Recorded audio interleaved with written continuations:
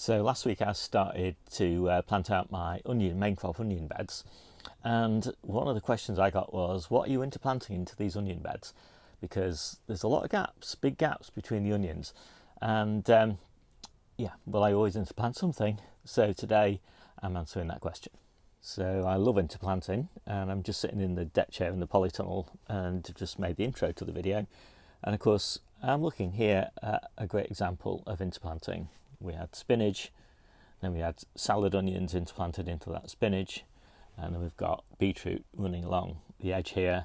So fairly soon that spinach will come out, then the salad onions will come out, then the tomatoes will go in, then the beetroot will come out, all interplanting all the time. So I've still got a lot of onions to plant.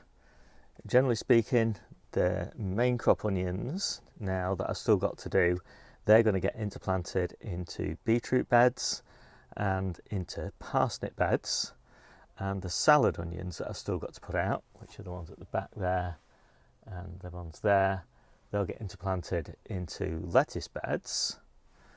And these little babies, radish of course, are what's going to get interplanted into the other main crop onion beds. So this is one of the main crop onion beds. This is Red Baron.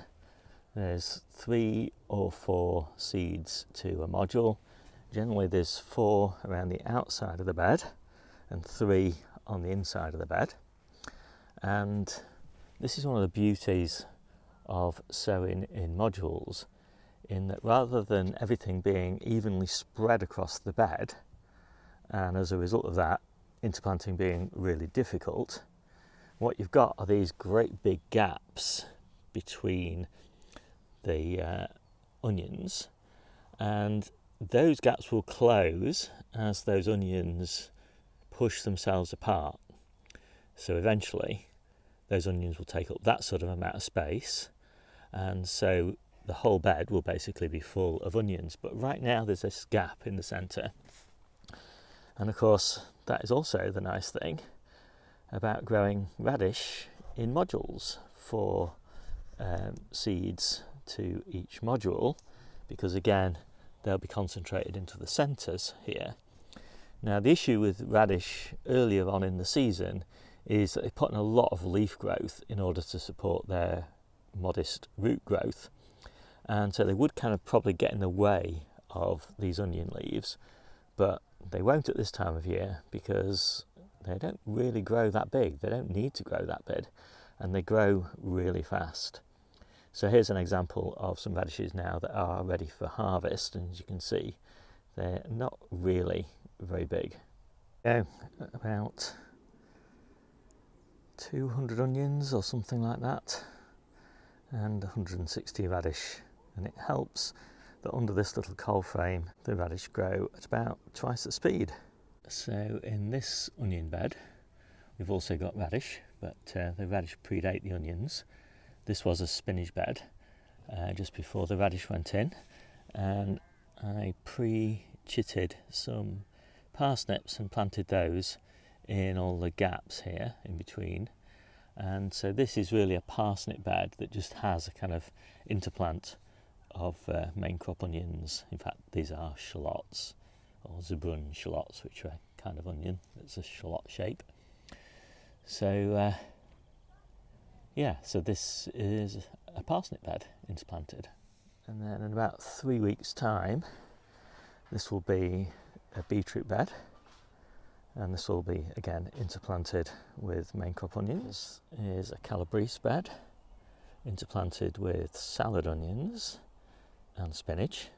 A lettuce bed interplanted with salad onions. This is a field bean bed, and this is interplanted with overwintered red onions.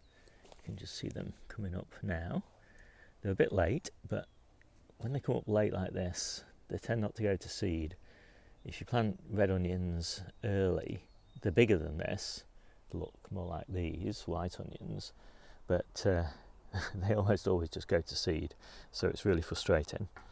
But this will soon be a leek bed interplanted with red onions. because I'll be taking the field beans out. And this is another overwintered onion bed, and this one is interplanted with salad onions. So all these centres here, these clusters here, which you can't really see there, that's a clump of salad onions, and then that is a clump of overwintered onions. So those salad onions will be coming out fairly soon because they're definitely ready now, and the overwintered onions will just use up the remaining space as they start to bulk up, which starts to happen in the middle of April for overwintered onions and the middle of May for this year's sort of February sown onions. Garlic down there, not interplanted with anything, which is unusual for me, but I didn't have anything to put in. And then more onions down the end there. And finally, this is my furthest on bed of early onions. So these will be ready for harvest very soon. So within, well, definitely this month, towards the end of April. And this was previously a spinach bed. The onions were interplanted into the spinach in October, and then the spinach was finished in February, and the onions just left to grow on, and they're on this little low tunnel here. So I hope you like this quick video. My name's Steve, this is the Seaside Kitchen Garden and Allotment channel, and I'll see you soon.